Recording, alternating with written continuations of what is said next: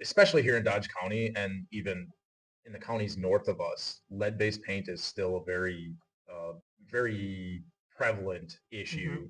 Just based on the age of the house, the communities, uh, it's something that we still experience quite a bit.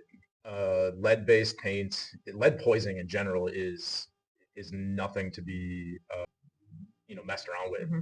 We've experienced uh, interior and exterior where lead-based paint is prevalent. When it flakes off, peels off, if it's sanded down, that airborne dust and particulates can contaminate soil. It can contaminate the house, and it's especially poisonous to children under the age of 6. Uh, Adults, the ppm requirement for lead-based is much higher, but continued exposure can lead to some pretty serious illnesses. And if it's extremely high, it can be fatal. So Hmm. it's definitely something that's should be taken serious.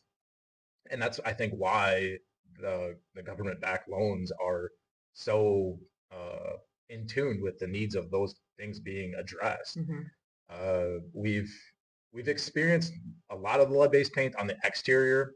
Exterior, it's a little bit easier to deal with because of the environment. Interior-wise, there's more contamination. Um, if you have lead-based paint or chipping paint in the home, it's easier for kids to get their hands on. It's easier to have their toys contaminated with, and quite honestly, it's people don't think about lead-based paint on the Right. interior as much.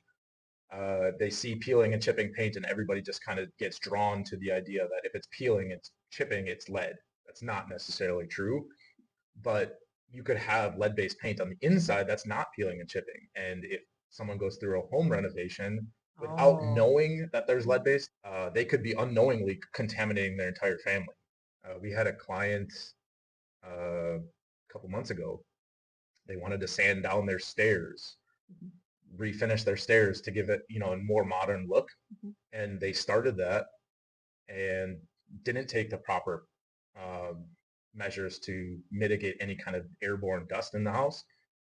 And then a week later, their kids tested positive for lead poisoning, and they had twin girls, 3 years of age, Wow. and they tested, with high lead content in their Mhm. blood. So it is definitely something that we take very seriously, and I think it's great that the FHA goes through that process to try to mitigate that. What if FHA cares about the health and safety of the home?